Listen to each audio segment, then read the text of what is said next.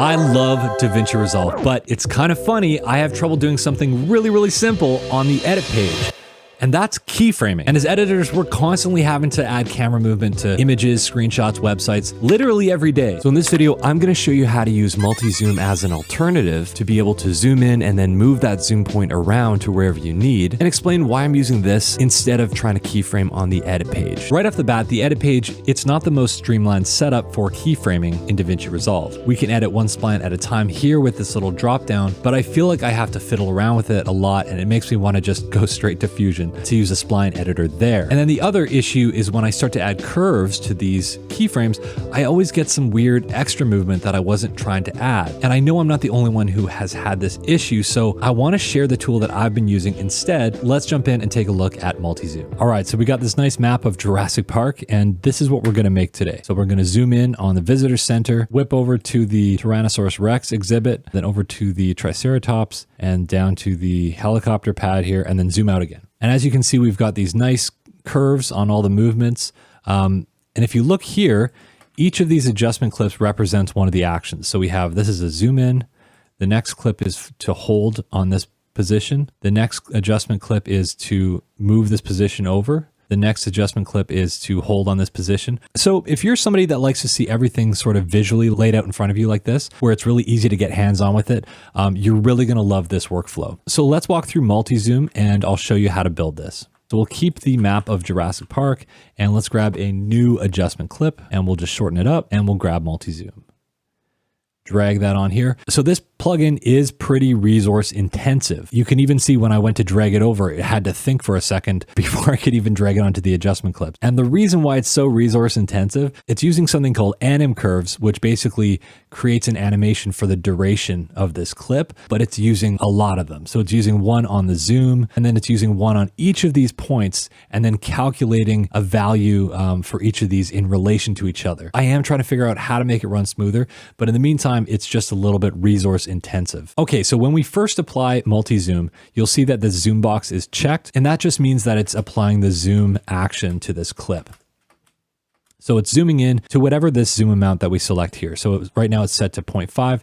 If we turn it up to, let's say 1.5, now it's gonna zoom in 1.5 times, and it's gonna start wherever this clip starts and finish wherever this clip finishes. If you uncheck this zoom box, it is going to hold in the zoomed state. And that's gonna be really handy, and I'll show you in a second. So we have this zoom in, and now let's change the focal point of the zoom. So that's gonna be our starting point. So we can actually move this over. Let's move this to the visitor center. And now we have a nice zoom in to the visitor center. We're able to change the curve of this. So if we want it to be linear, it's just gonna be a linear velocity of a zoom in. And if we wanna have our nice easing curves on it, we can select that here. If we want to add a little bounce to that, we can change this to back. And now we even get a nice little bounce there. So now we want to hold on this shot for a second. So let's copy our adjustment clip, paste it, and then we're going to uncheck the zoom action. So now it's zooming in and holding. And we can change the length of our adjustment clip if we want to hold it for longer. And actually, this is a great time to show you a shortcut that I'm using to change the length of these adjustment clips. As I said, this is very resource intensive. So the last thing that you want to do is really be holding the end of these clips and dragging them around, because it's basically going to be recalculating for every frame that you move it. So one thing that you can do is actually under trim and roll, start to playhead, end to playhead. What these do is adjust your clip to wherever your playhead is. So I'm using G and H. So if I press H, it just snaps the end of this clip to the playhead. So now the next thing that we want to do is move this over to the Tyrannosaurus Rex exhibit, which is up over here. So let's, again, we're going to click on our adjustment clip. We're going to click copy and paste. And now we can click this move to end. And so what it's going to do is it's going to move from the start point to the end point. So we can either bring our playhead over to the end to readjust the end point, or no matter where we are, we can also click hold end, and it's just going to snap to that endpoint. We can adjust that to be over at the Tyrannosaurus Rex exhibit. Okay, that looks great. So let's uncheck hold end so it will do the moving action. Let's see how that looks. Yeah, that looks great. So now we need to hold on this shot. So again, we're going to copy and paste this adjustment clip. And now we can check hold end, and it will just hold on the end point. So I hope this is making sense. Basically, we use an adjustment clip for each action that we want to do, whether it's a zoom, moving positions, or holding on a shot. So we zoomed in, we hold on this shot, we move from the start point to the end point, and then we hold on that end point. And now here's where it gets really interesting. We can actually click this invert position, uncheck hold end so that we're using the move to end action. And now our move is going back to our start point. So you see we moved from our start point to our end point. Here we held on the end point because we checked this hold end. And now if we uncheck hold end and check invert position, it's going to run this move to end backwards. So we're moving from the Tyrannosaurus Rex exhibit back to the visitor center. And so here's where this gets kind of cool. We can actually change where the start position is. So if we don't want to go back to the start, maybe we want to move this up to the Triceratops exhibit up here. Sure. Now it's going to move up there. So remember, we're back to our start point. So if we uncheck all of this stuff, now we're back to where we started. Without the zoom checked, we hold on the zoom state of the start point. So we went to the T-Rex exhibit, and now we're just holding on our start point. So again, we zoomed into our start point, we held on our start point, we moved from our start point to our end point, we held on our end point, we moved back from our end point to our start point, which we changed. So we changed our start point. And now we're holding on this start point again. Let's copy and make another clip. And we'll turn on the move to end, and we'll change the end position because now we're going back to the T-Rex exhibit. So let's change that. We'll change it to the helicopter pad down here.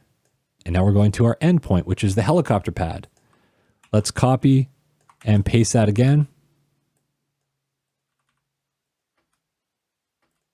And let's click hold end so we can hold on this shot.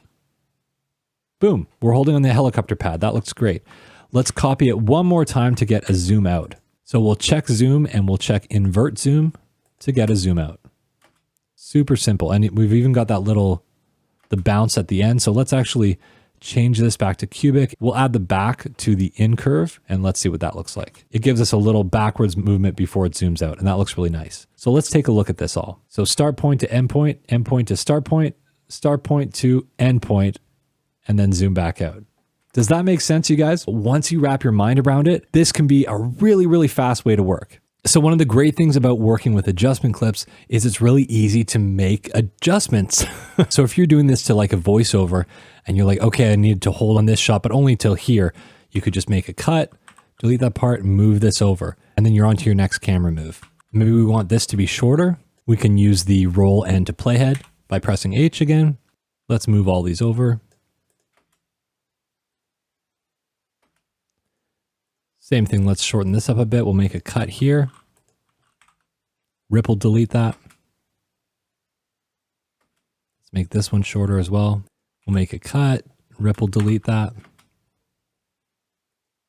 So boom, really easy to just change the lengths of all those actions. Okay, the last cherry on top that I did in the example was just to add a little bit of camera movement to everything. So we can just grab one more adjustment clip and put that over top. And then I just grabbed this easy camera shake, which is free in the store.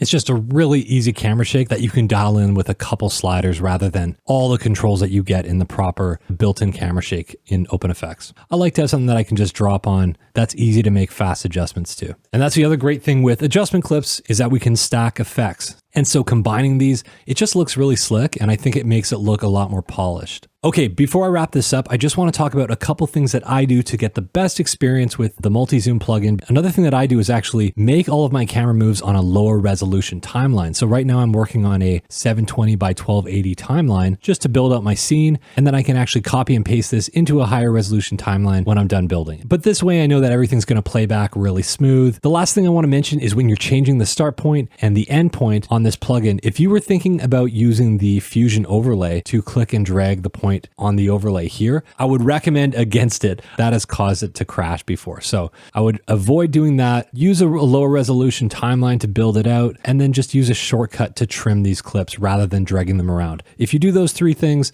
you should have a pretty good experience with it. And again, it comes down to what your preferences are for your own workflow. So for myself personally, I don't mind dealing with some of these quirks because I get to be hands-on with these adjustment clips. And this is the way that I like to work. I like to visually see it all in front of me, and I can work fast and I can get videos done. So for me, that's the most important thing. But yeah, I'd like to find out how to make this a more lightweight plugin. It's doing what I want it to do. It's just really chonky. I wish it was a lot smoother. So I'll continue to work on this, and I hope to make improvements very soon. So that's it. This one is a little bit wild. I know there's the whole adjustment clip workflow that sort of goes with this. But if you're digging it, definitely try this out and let me know what you think in the comments below. Thanks so much for watching, and I'll see you on the next one.